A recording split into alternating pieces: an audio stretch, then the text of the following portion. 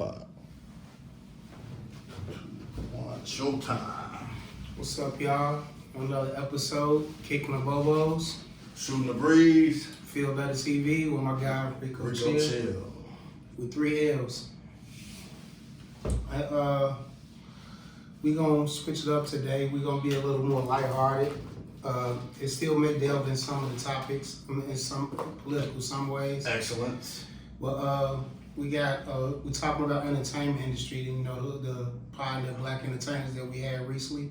Some of them from Chicago. Some of them had Chicago roots as far as where they played and where they came from. So, you know, the biggest sports icon that we know today that's still relevant, everybody buying his shoes, even though he ain't made no new ones in decades, Michael Jordan, Deuce Trey, one of the greatest of all times. It's debatable on how some people feel about him, like especially with the new generation now, they big on LeBron. But I like Mike more as far as where he stood on things, because as far as being a GOAT, because he knew he was great, but he never called himself great, unlike the current 23 in the league now. And he wasn't a mercenary either. He pretty much stayed loyal to one team until they didn't want him anymore. Okay, we got Michael Jeffrey Jordan. Yeah, that's him. Wikipedia. We're going to do the first paragraph. We're going to start off on all the first paragraph of Wikipedia. All right. So, Michael Jeffrey Jordan, born February 17th, 1963, also known by his initials MJ, is an American businessman and retired professional basketball player who is a minority owner of the Charlotte Hornets of the National Basketball Association. He played 15 seasons in the NBA, 1984 to 2003, winning 6 NBA championships with the Chicago Bulls, widely considered by to be the greatest basketball player of all time. He was integral in popularizing basketball and the NBA around the world in the 1980s and 1990s. He is one of the world's richest celebrities with a 3.8 billion net worth as of 2025.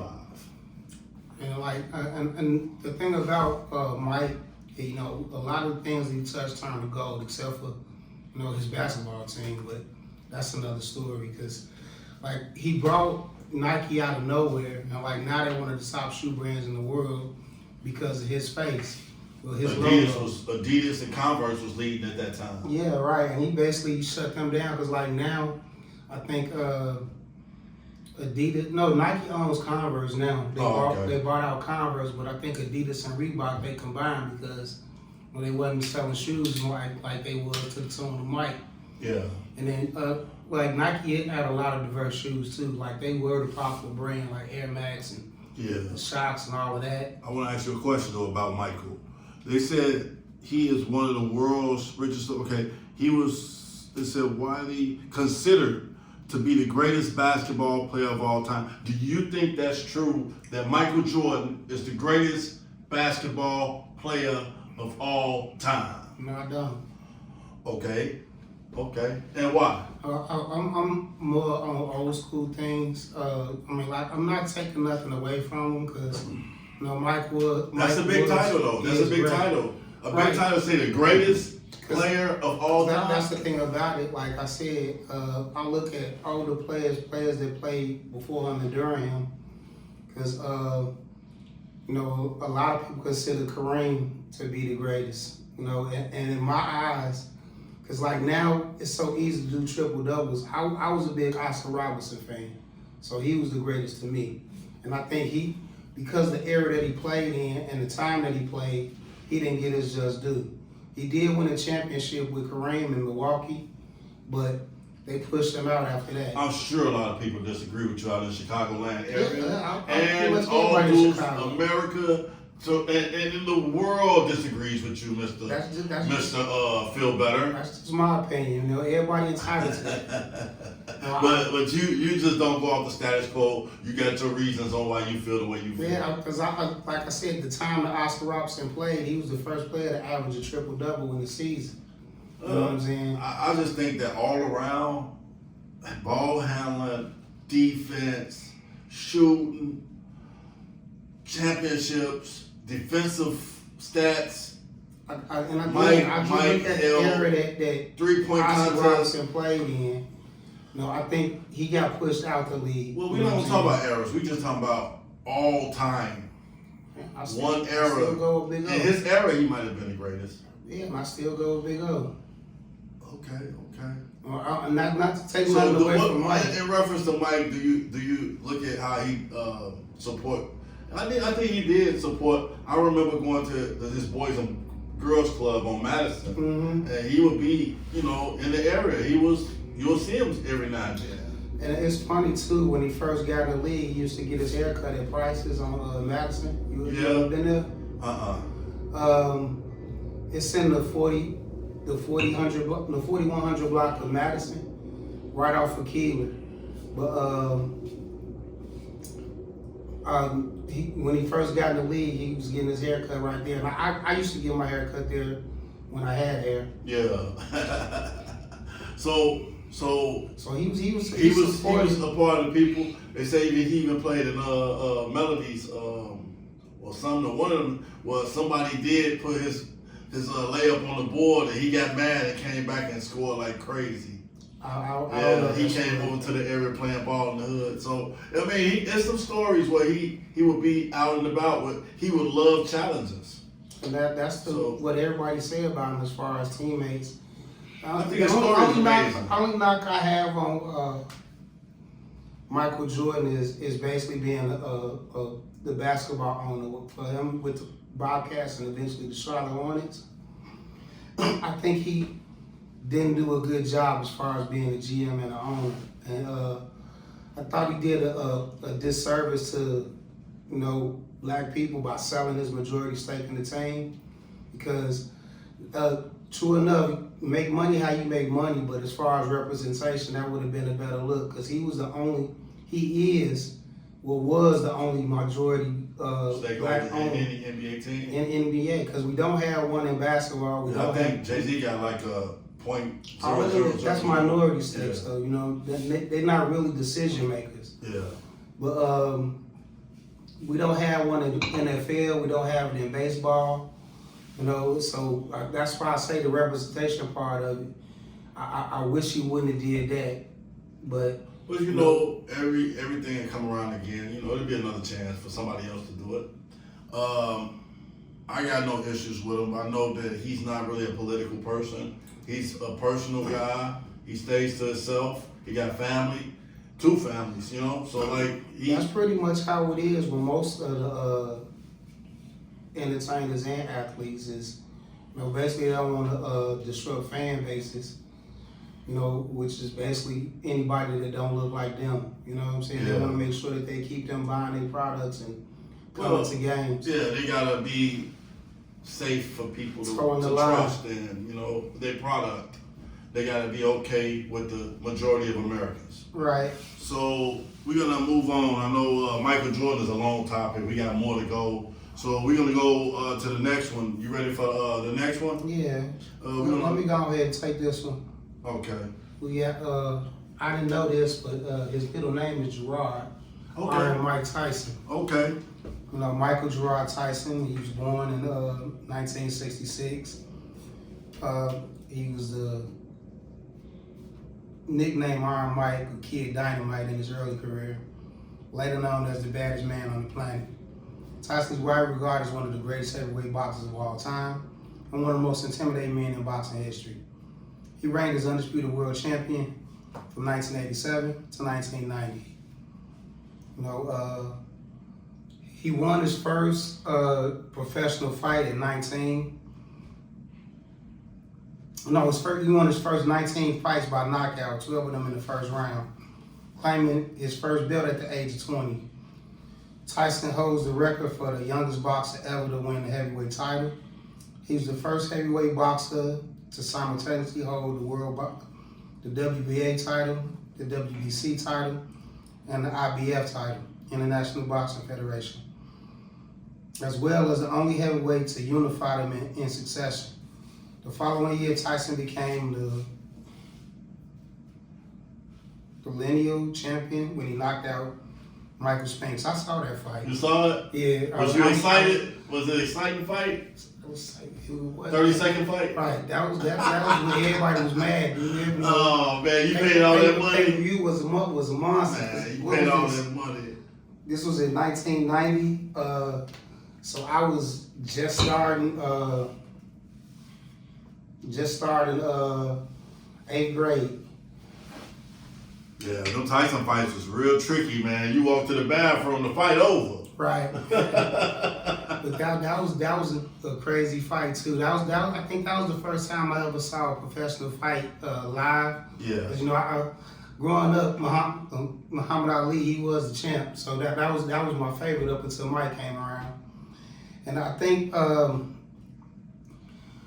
Mike get a bad rap for what happened in Indiana, and I think that was more of a money grab and trying to tarnish his name. What happened? When he got accused of rape and that got him sent to prison, that's how he lost his a lot of his swag.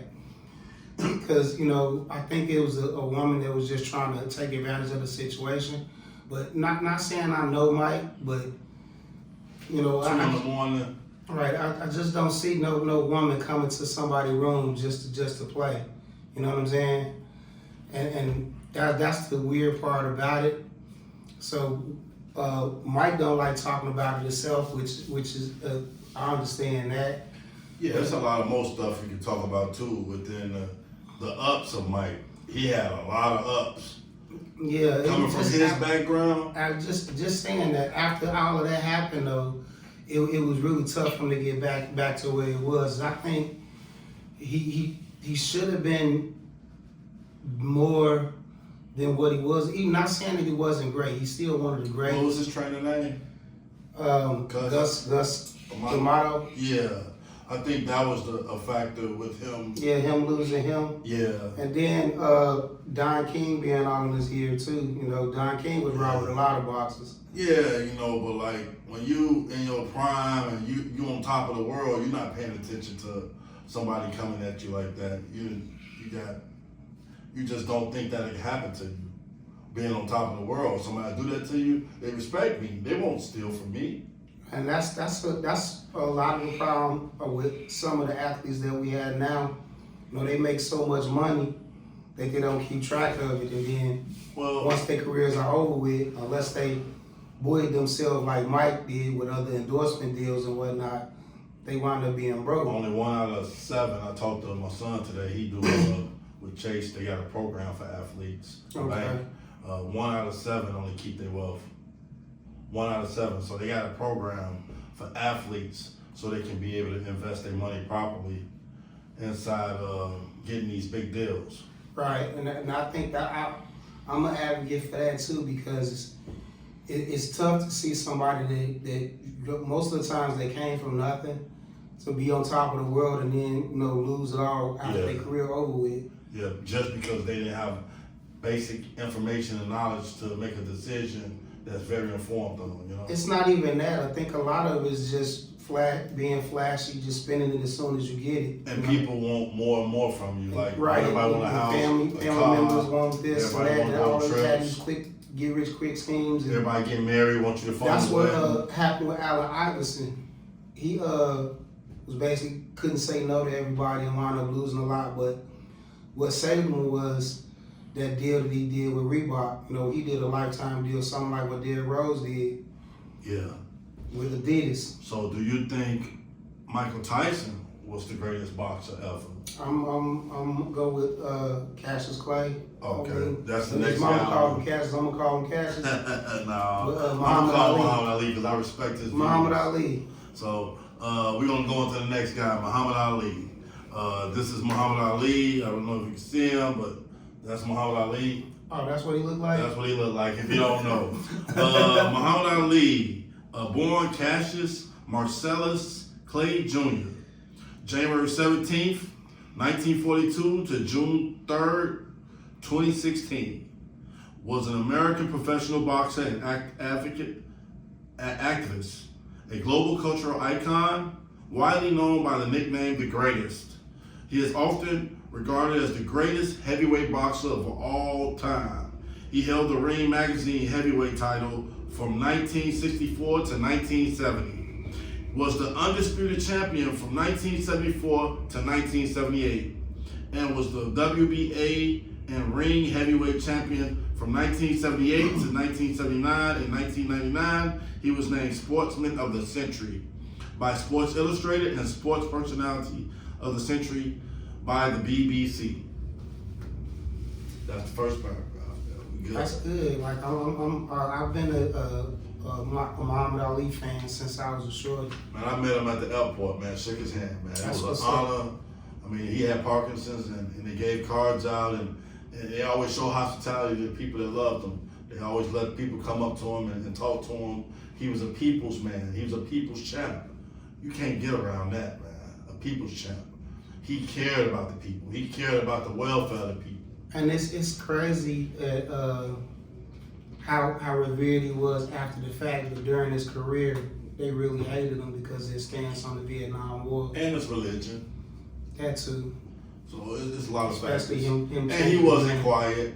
He was not quiet at all. and that's what I liked about him, because he stood firm in his beliefs and his values. What he said in one never room, wavered. he said the same next room. He didn't change his words. That was what was very admirable about the man. And you know, he had a great career too, even though he was under Don King too, so he wound up having to fight. And Elijah Muhammad.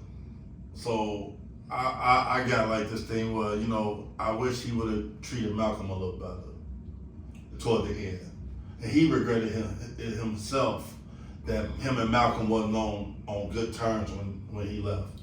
But when it comes from above, you know, and then you gotta follow the leaders, especially as far as religions are concerned. Yeah, like So he knew that Malcolm was just, you know, that he was telling the truth, because he went to Mecca and came back and let him know this is different than what we was taught. So then that's where he was basically a spokesman for NOI and FOI. It was like, you wish just like Martin, you wish Martin and Malcolm would have came together earlier. You wish everybody would have came, but it just wasn't in play. all right. But when it comes to boxing, impeccable. Impeccable. I mean, couldn't take nothing from him. Man, could you imagine telling people you're not gonna go to war? What athletes do that today? The closest we got was Kaepernick in his stance for police brutality. Yeah, But it's not even comparable. Nah, he went to jail, bro. He gave up his whole career, jail time. Yeah. It's one thing to just. That's what I'm saying. It's comparable, but not the same. Yeah, he didn't go to jail, so like he still had his comforts. He went to jail because he didn't agree. Don't give me a They wouldn't gun. allow him to box. Man, he said, don't give me a gun and tell me to shoot somebody I don't know and they ain't doing nothing to me. Right.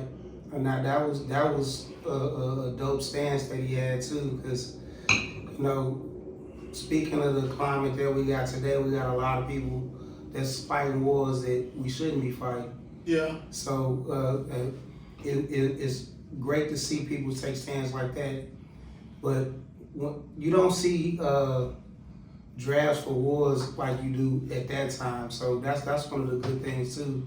So I guess they got enough people fighting already. Yeah, so do you think that Muhammad Ali was the greatest fighter that ever lived? Yeah, I do. A lot of people want to give it to Floyd Mayweather. Oh, because he never lost? Yeah. But he picked his fights. He cherry picked. Yeah. He fought heavyweights with real hard punches. And I like the most recent retiree, Bud Crawford. I thought he was dope. But Muhammad Ali is the GOAT. So, going to another GOAT, we're going to take it to Walter Payton if it's cool with you. Oh, yeah. Walter Payton. I'm going to show you the picture. This is him, number 34, Chicago Bears. Walter Jerry Payton, July 25th, 1953 to November 1st, 1999, was an African-American football running back who played in the NFL for 13 seasons with the Chicago Bears, nicknamed Sweetness. He is widely regarded as one of the greatest football players of all time.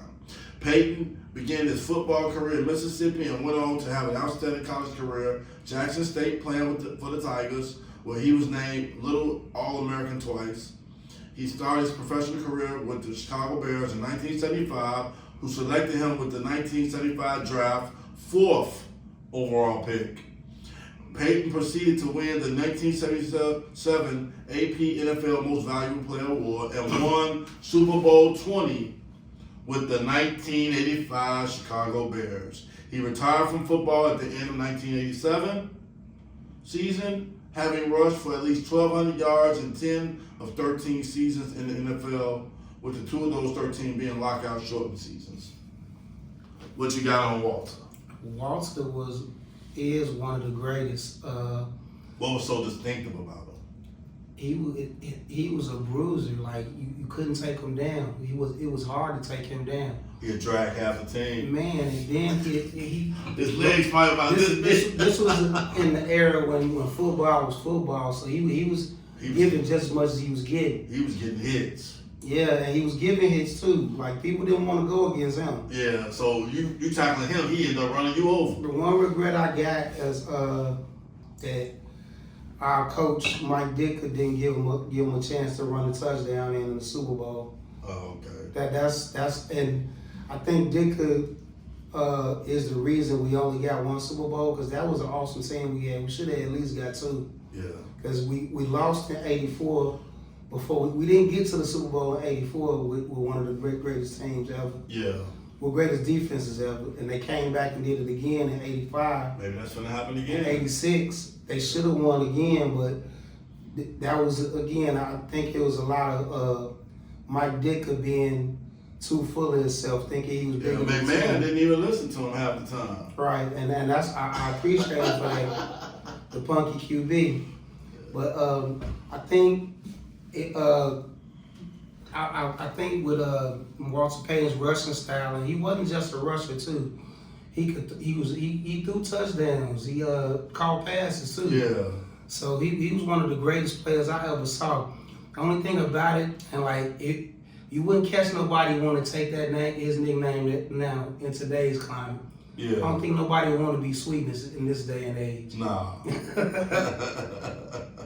But he still was one of the best, and hats off to him.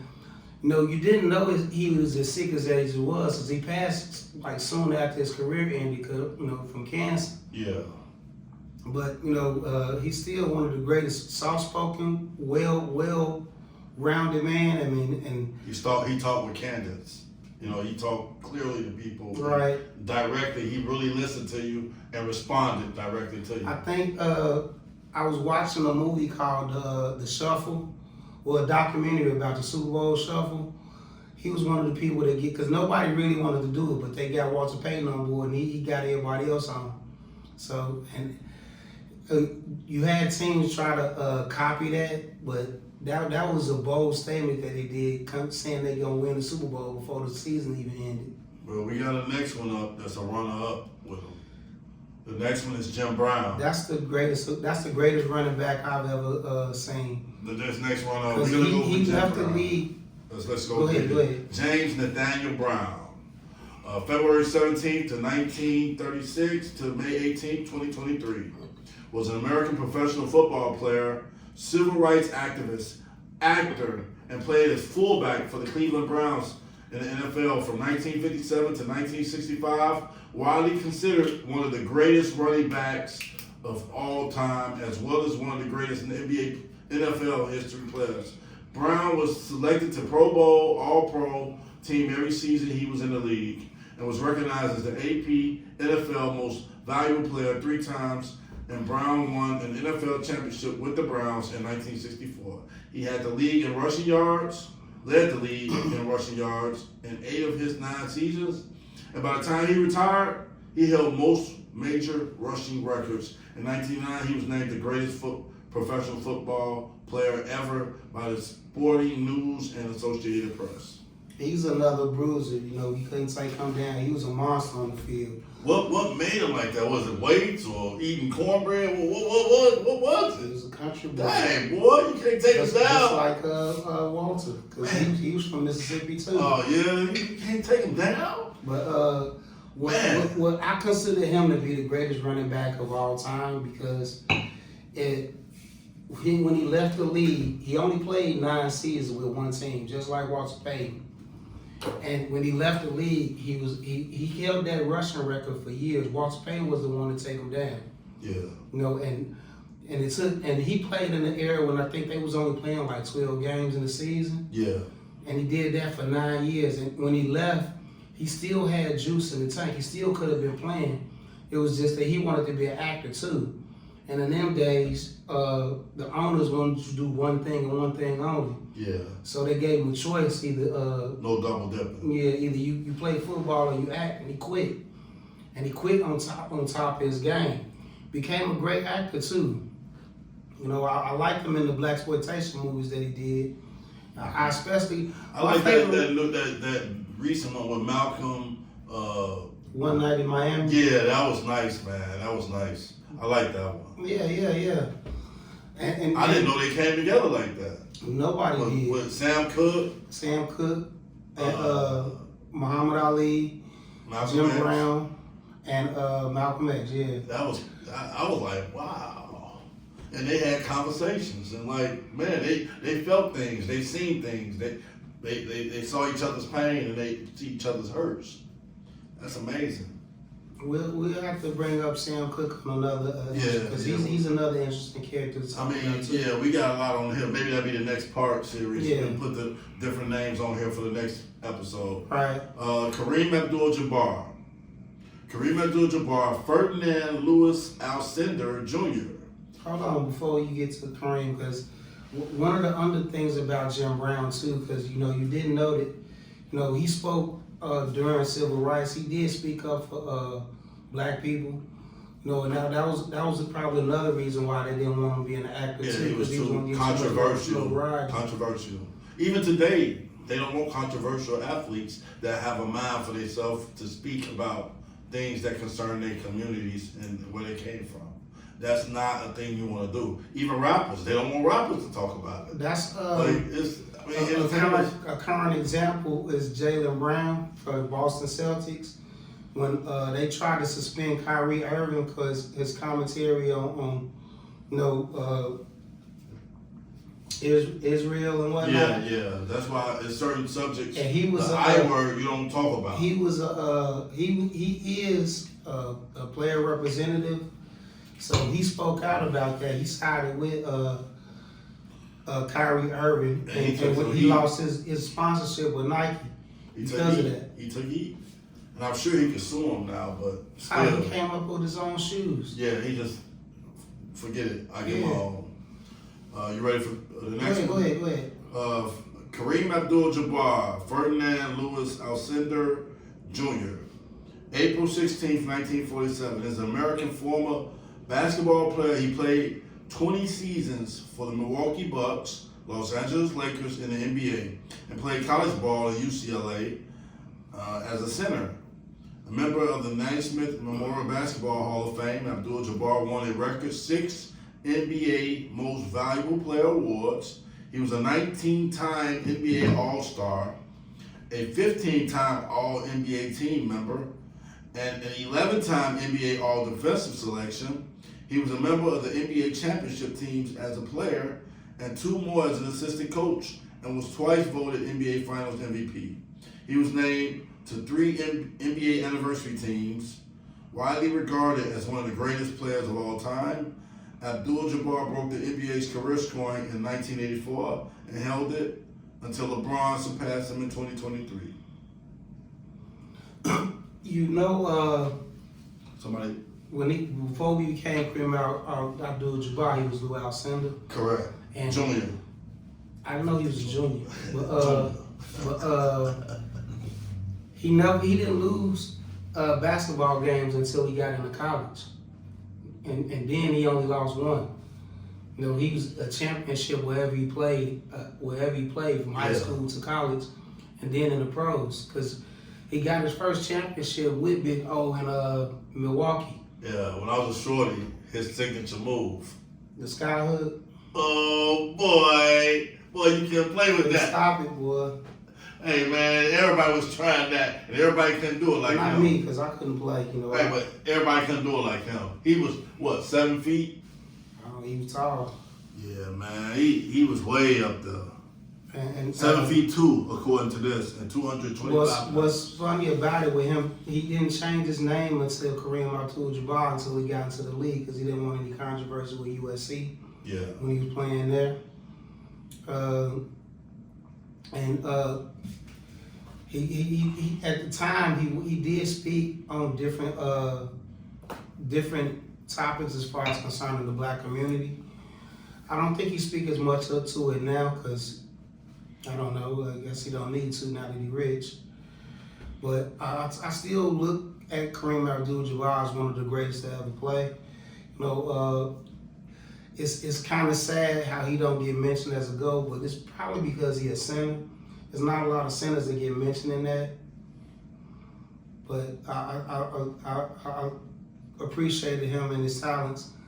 And I especially like when he did Game of Death with Bruce Lee when he put his foot in his chest. Yeah, man, that was cold, man. You know, he really was a mental guy. Man. He wasn't all just brute. Did you see Airplane? Yeah, I saw that. Yeah, that was funny too. So I want to take it to the next one because we definitely got to keep. We got so many. Right. And yeah, we doing good though. We halfway through and we got a good time. The next one is somebody you might know, Michael Jackson. This is the one we're gonna talk about now. We're gonna read something. Michael Joseph Jackson, August 29, 1958 to June 25th, 2009, was an American singer, songwriter, dancer, and philanthropist. Dubbed the King of Pop, he is widely regarded as one of the most culturally significant figures of the 20th century. Over a 4-decade career, his musical achievements broke American racial barriers and made him a dominant figure worldwide. Through his songs, concerts, and fashion, he proliferated visual performance for artists in popular music, popularizing street dance moves such as the moonwalk, robot, anti-gravity lean. Jackson is often deemed the greatest entertainer of all time. Okay, what you think about Mike? Mike was one of the greatest. And it's sad that we lost him at an early age, but you can't take nothing from him. He was a world icon. Wherever he went. I look at it as a sweet and sour because I know he would, you know, from what his experiences was, he was in nightclubs singing at like young age. He didn't have a childhood that he wanted, so it's like you can't buy that. Like you had a childhood, I had a childhood, and his life was no childhood. He was in singing in like juke joints at an early age. He had no say-so in going to the playground and playing. So I respect his pain that he went through, and it affected him. I think it really affected him that he couldn't experience that. So when he created Neverland and bought Bubbles and tried to create a new, and I know he loved kids, and I think a lot of stuff that they said about him was kind of, I'm not sure about that information that came out about him, but they say that he, from his word out, that he was trying to protect the kids on Epstein Island. So, I think a lot of that was a sensationalist money grab by the parents, because I'm not saying that I know him, but it just didn't seem like that would be the type. But you never really know. You don't know, but yeah, the music though, the creation of a Michael Jackson, he took a lot of pain, but he loved to sing. He loved to perform. He wasn't even, his dad didn't even know that he could sing. I remember when his mama said you need to get your son up there as the lead singer. He didn't even know he had a diamond like that. So once he heard Mike, it was all Mike after that. But then when he came to adulthood or teenage, and he had so many transitions as a person, every girl on the planet, every girl, he could point at any girl, I want you, they would have went. You know what I mean? Just because he was Mike. Now, they wouldn't have wanted him for him. Where was you at when the Thriller video premiered? Man, I can't remember, but I had the jacket with buttons. I couldn't afford the one with the zippers. I had a other version of it too. I remember sitting in the house watching the Thriller video when it came out, cause that was dope. Like, It was amazing. I remember. I think I was on Chicago on Laverne. Yeah. I forget what I was watching it on, I don't know what channel, but it came on. I was on Chicago Laverne. I was watching it. I couldn't believe what I saw. That was like a movie and a music video. He made some of the best videos ever, cause like, what was the one with Eddie Murphy? But we wasn't on MTV at that time, remember? Right. But when he came out, he broke every barrier of us being in the entertainment industry or pop music. Now, you never saw blacks in pop music. You saw Cyndi Lauper, Madonna, The King Duran, all them guys. They was doing their thing, you know. And they like, nah, we can't have y'all with this. And he didn't ask for permission. He just did what he did. Remember the Time. That's the one I'm talking about. Oh, with Eddie Murphy. Yeah, oh, that was yeah. a cold one. That was one of the double. Like he made movie videos, like the Smooth Criminal. He didn't have to make a movie. That's where he did the Anti-Gravity Lane. Yeah, I think he would have been good as an actor. I don't. Why? They had a skit with Eddie Murphy. He was like, "Get off me, man! Leave me alone." I think his one acting job was when he did Men in Black. Oh, okay. But I think he was too eccentric to be an actual actor, because you know his personality was. He was an artist. Yeah. It was just leave it at that. He was a great artist, one of the greatest to ever live. Now, he focused on perfecting your craft. Did you ever get a video game? Nah. Moonwalker? Nah. You? I did. I forgot. I think it was on Atari, or was it Nintendo? I'm not sure. But I So what's the greatest impact that you think he had on African Americans? He stood up for us, and I think his impact was just showing that you could be what you want to be as far as entertainment. So with his brothers though, they got a bad deal in some ways. Because they, no matter what they did, they always looked at Michael. Oh, everybody can't be Tito. And Janet she broke the barrier. Janet broke away from the Michael. You know, she got her thing, you know? Yeah, I always remember his Penny. No, but she did do Control. You can't take that away from her. That Control was, a lot of females was heavy into the Control. That was dope. I like the song that R. Kelly did for. Which one? I'm trying to think of it now. Okay, so I'm gonna just say this, man. I think, you know, everybody know he's the greatest entertainer, but I think he went through a lot. Anytime, any place. That was that was good. That was good. I think that he went through a lot of pain to become the greatest entertainer, and it was a lot of sacrifice. He could not have really a life. He couldn't go nowhere without people chasing him, and that's one of the consequences of being one of the greatest. And he perfected his craft. His music was gonna live for a long time in America and all across the world. He put a lot of people on too, cause he worked with. He basically made Quincy Jones a common name. Yeah. He worked with Teddy Riley. He worked with R. Kelly. He worked with Rodney Jerkins. That was who did his last album. And I wanted to see him come out with something new, but Paul McCartney didn't like him. Sad we lost him because he made a business deal. You know, he told him about his masters and he went and bought the masters.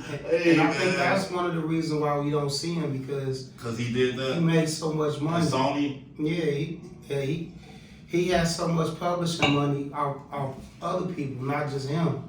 So I think that's what took him out too. We could talk a long time about Michael. He could have his own show. Yeah, but Ray Charles is next. Ray Charles. Ray Charles Robinson, September 23rd, 1930 to June 10th, 2004. Was an American singer, songwriter, pianist. He is regarded as one of the most iconic and influential musicians of the 20th century and was often referred to by contemporaries as the genius. Among friends and fellow musicians, Charles preferred being called Brother Ray. He lost his vision as a child, possibly due to glaucoma, and consequently wore dark glasses. I learned a lot about him watching his movie with Jamie Foxx. Yeah. I didn't know, even though it may have been sensationalized, he went through a lot, especially as a child, losing his brother and then becoming blind afterwards. That's an inspiration. I always think about that when I know people that have shortcomings and disabilities, and they don't let that disability define them. And he looked, as Mama told him, I don't know if it's true, but she told me, you're not gonna be like everybody else. We're not gonna treat you no different. You're gonna be able to survive in this world. And she gave him hard love, and that took him all the way to grown age. And that's amazing that a person that's blind can still be able to function in society and be successful at his craft and his art. And the thing about it, he was one of the people that broke barriers too, as far as owning his music. What's his favorite song? He had so many. Like Yeah. I always think about the song that was on the Cosby Show. Yeah. Oh, that was his song? Yeah. Yeah, he had a lot of famous songs. Georgia on My Mind. And let's see. Yeah, he had some good stuff, man. I got me a woman way over town that digs on me. That's the devil's music. Mess around, a lot of messing around. Yeah. Boy, and those titles back then was like, how could he say that on the record? That was like eye openers, Back then, that was improper to say stuff like that on the radios back in those days. But he did it. He did it, and Ray Charles has got a movie. Jamie Foxx, like you say, played him. Now we're gonna go to Quincy Jones. Let's see. He was integral in a lot of people's careers. Let's see what it say. Quincy Jones. This is Quincy Jones. Quincy Jones. Quincy Delight. Quincy, wow, I didn't know his name was Delight. Quincy Delight Jones Jr. March 14th, 1933 to November 3rd, 2024, was an American record producer, composer, arranger, record executive, conductor, trumpeter, film and television producer, and band leader during his 7-decade career. He received dozens of accolades, including 28 Grammys, a Primetime Emmy Award, a Tony Award, as well as nominations for Academy Awards and 4 Golden Globes Awards. What's great about him, he's an inspiration because, he didn't pop until later in life. He was almost 50 when he became a popular musician. Really? He had been working at it for since he was a child, because you notice that Lorenz Tate played him in the Ray Charles movie, and he knew Ray Charles when he was just 15 years old. Well, he's behind Thriller, Off the Wall, and Bad, Michael Jackson album. And that was when he was about 50 years old. That's was basically kicked it off for him as far as making him more notable. The Wiz, The Italian Job, all scores for those movies. Color Purple, In the Heat of the Night, Pawnbroker. He really was influential. He got States. He was helping them get this Aragon Theater, and it's a theater right there on 35th and Halsted. Him, Common, and Jennifer Hudson opening back up. It's in Bridgeport, so that's pretty cool that he still remember his roots in Chicago. And he said if he stayed in Chicago, man, it would have been bad for him because he was getting away from all the negative stuff that was going on. So he definitely is a Chicago guy, and he didn't forget his roots. And his composition, his discography, man, that's a long 7 decades. That's a lot of music, man. A lot of music. And I still listen to some of his albums, just his compositions. It's just the rhythms, the blues, the melodies. My favorite Amazing. song of his was the one that he did with Secret Barry Garden. White. Secret Garden, yeah, that's obvious. Yeah. Secret Garden is a hit. Yeah. James Ingram on there. Barry White, Albert Shore. And DeBarge. Yeah.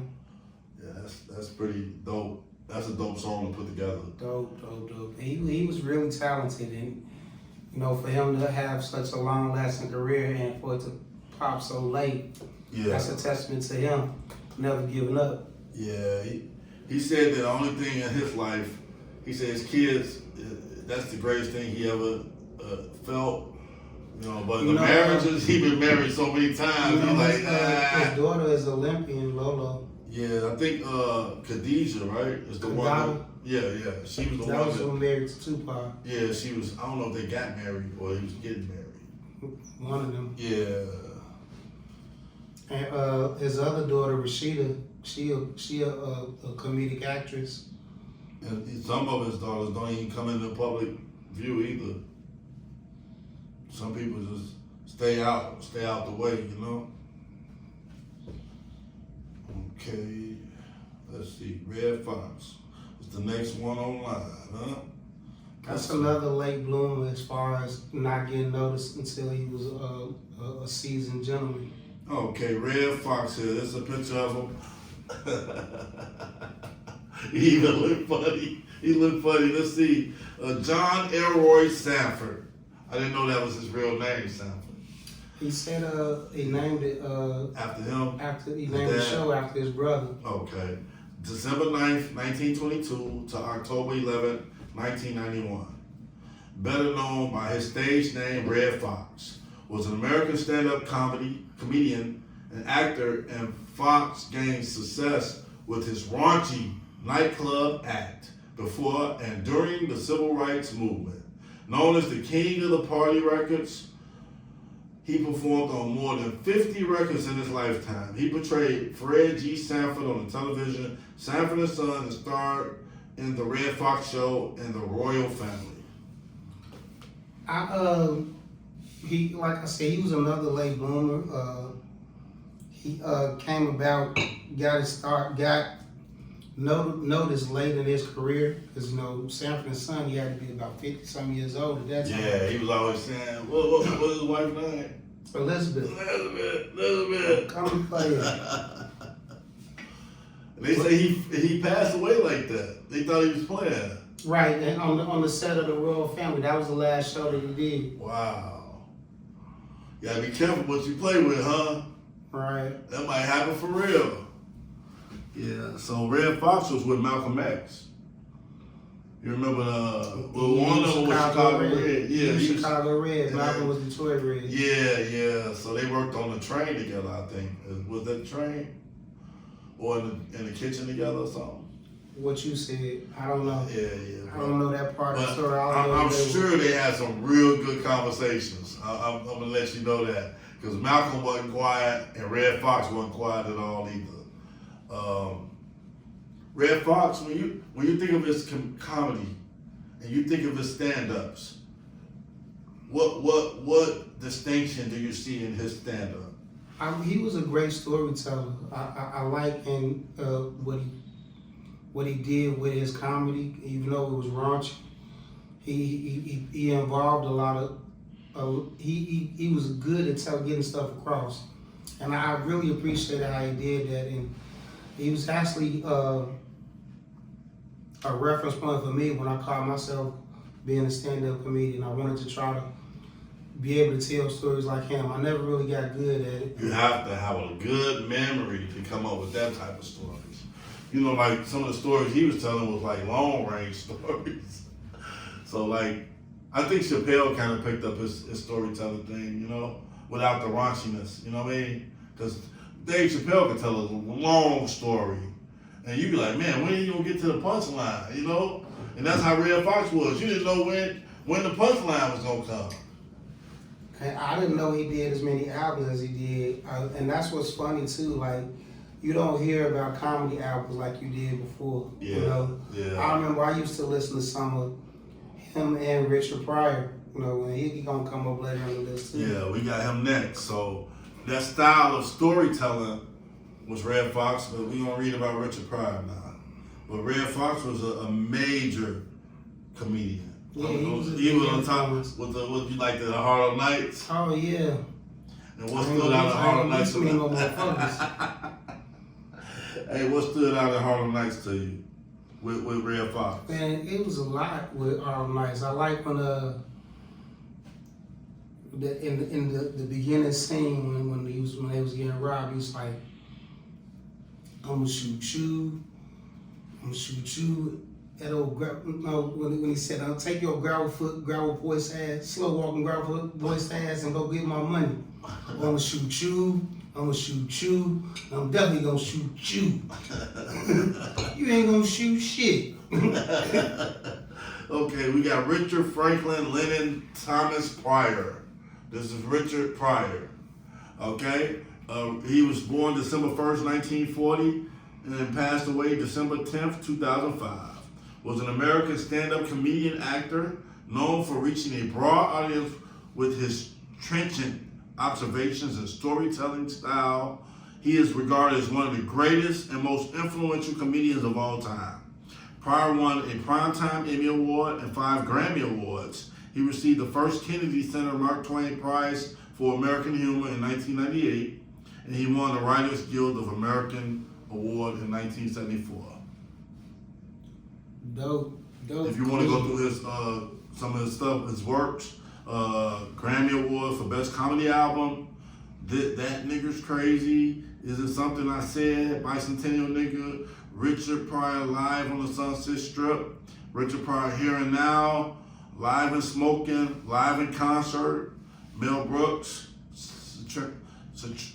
Western comedy film Blazing Saddles, Gene Wilder, Silver Streak, Stir Crazy, See No Evil, Hear No Evil, Another You, Uptown Saturday Night, Blue Collar, The Wiz, California Suite, Superman 3, Harlem Nights, Lost Highway, Sesame Street, Saturday Night Live, Richard Pryor Show, and Pryor's Place. This is something about Red Fox too. They both had short-lived late night shows, and that I think it was mostly because Richard spoke about different black issues during those shows. The time when nobody wanted to hear that stuff. And that's what made him stand out. And he was actually more of a commentary about what was going on. Yeah, he would tell a lot of stuff going on. And he did a lot of self-deprecating too, best speaking on what made him bad. And yeah, cocaine use. It makes him do certain things. Yeah. And he hears certain things and he do certain things. When he go to jail, what goes on in jail, man, he had a broad perspective in life. I like the movies that he did with I can't think of Gene Wilder. Yeah. Like The Stir Crazy, that was one of my favorite movies of his. When he went to jail on the false pretenses. Yeah. I thought it was dope how they told that story and how they got their life back after breaking out. So, what was the big difference? Since you say they both were storytellers, what was the biggest difference you think between Richard Pryor and Red Fox? Delivery, or what you think it can be? Because they both had similar stand-ups, the storytelling stand-up. I really can't pinpoint anything as far as differentiating. Character-wise, you think? I think they both were raunchy, and they both, went around about the stories, and both of them had a little self-deprecating humor too. So it's not really a difference. It's just the voice. That's about the only difference that I could say between them. Both of us is crazy. Hey, when Red Fox told a joke, Richard Pryor, either one, you gonna be crying, man. Even now, you can watch some stuff and you be like, man, this dude was way ahead of his time, and not too many. Hey, man, you just can't put no label on them. You can't put them in a box. And they both was different. I just don't know how the difference. They both was different, even though they told storytelling jokes. They both was a different type of comedian. They had their differences. I think Red Fox's voice was distinct. Richard Pryor's soft voice, clear. You know, it was two different characters. But, you know, in the movie, they did Harlem Nights together. They both was you cracked up on both their parts. Who said, man, put that little shit down. He shot that little. That was Miguel Nunez. But, yeah, so we gonna go to it's funny too, cause my cuz called me Phil Cantone from Harlem Nights. Oh man, just to give credit to, I don't know if Eddie Murphy did the directing of Harlem Nights or not, or he did the script, or whoever put Harlem Nights together. That was a great movie. That was a great cast too. A Yeah. lot of up and coming artists, and a lot of well known artists too. And it's sad that was the last movie that either one of them did. Yeah. So we getting down to the nitty gritty. Always, we got a little couple, our little time left. We got one more artist to go to. We got Prince here. Prince Roger And Nelson. a distinctive picture. He always got some distinctive, rare, like unique picture or like exotic. Prince Rogers Nelson, June 7, 1958 to April 21st, 2016, known as Prince, was an American singer, songwriter, musician, dancer, and actor. He pioneered the Minneapolis sound and was influential in the evolution of various other genres, often credited as one of the greatest musicians of his era. Prince was raised in Minneapolis, Minnesota. He signed a record deal with Warner Brothers at age 18, released his first album, For You. He achieved critical success and with his albums Dirty Mind, Controversy in 1999.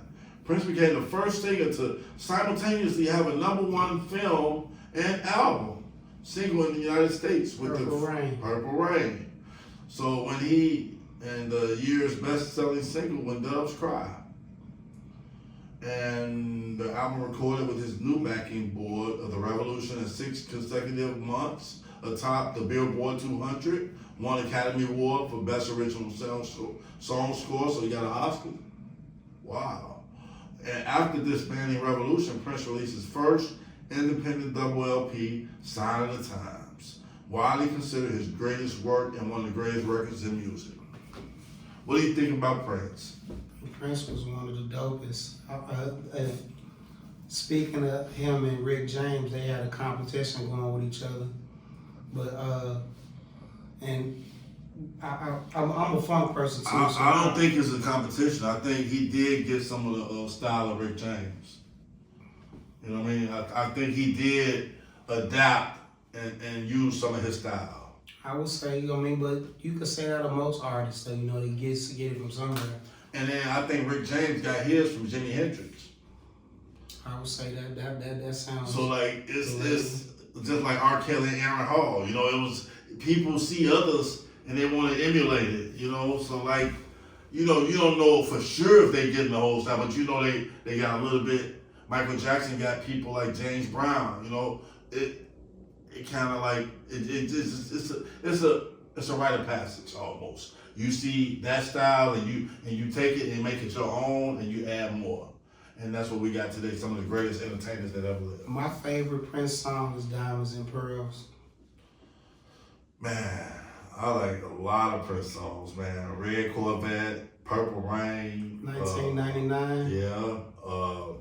Sign of the Times. What to say When Doves Cry. When Doves Cry. I mean, you can look at the whole Purple Rain album and just... Raspberry Beret. Man, you can just go through the whole... Did you watch Under the Cherry Moon? Yeah, I watched it. Yeah, I thought that was dope. The record store. Yeah. So, okay. They always said Prince and Michael Jackson had beef and this and that. They had competition. I think competition is good. I think competition and, okay, I'm going to put out an album, you put out an album. Okay, I thought that was a good thing. That made them be on the top of their game. at that time in the 80s. 80s was like permed hair. Everybody had that permed hair and curls. I was like, Girls. but Prince, he had a different way than Mike. I mean, he would walk out with chaps on, with his booty hanging out. And he the only man can get away with wearing a blouse and putting makeup on, and women still love him as a man. I ain't never known no artist ever that can do that and still be seen as a man in high heels, jumping, doing splits. There was a lot of artists that did the androgynous thing. He wasn't the only one.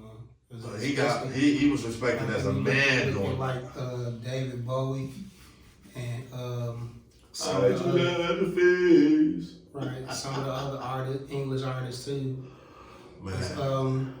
What's his name? I like the Darling Nikki too. Dude with the lips. Yeah, Mick Jagger. Yeah, he wore a lot of flamboyant stuff. Yeah, too.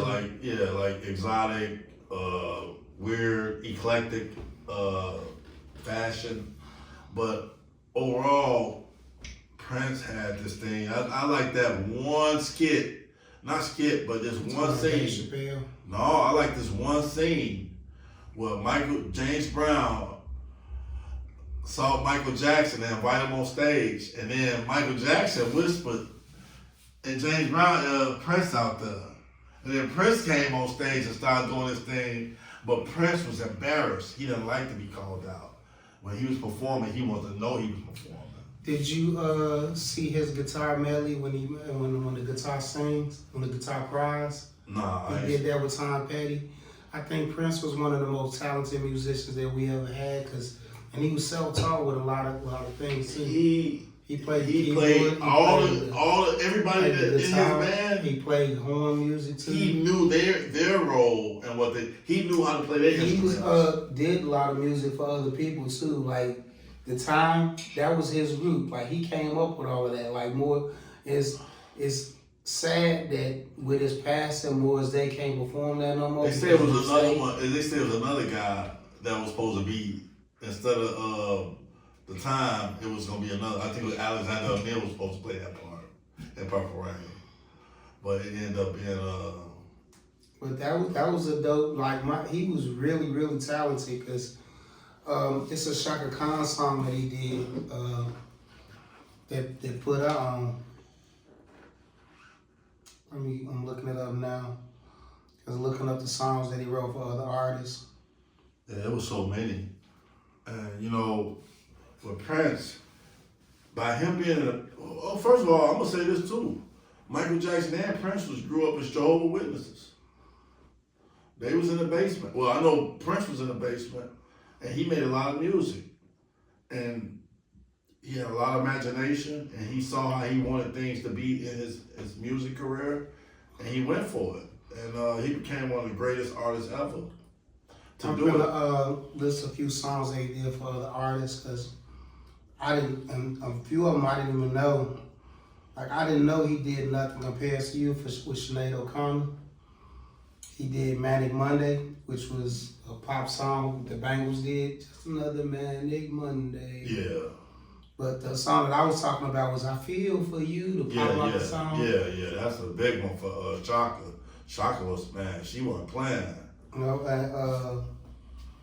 Glamorous Life with Sheila E. I knew about that. Yeah. The Time Jungle Love. Oh yeah. Man, Prince did a lot, and guess what? He got a vault of music that is unreleased.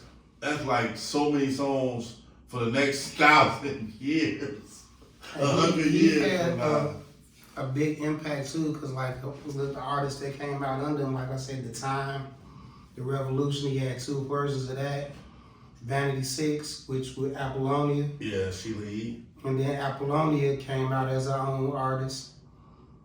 And then, like you said, Sheila E.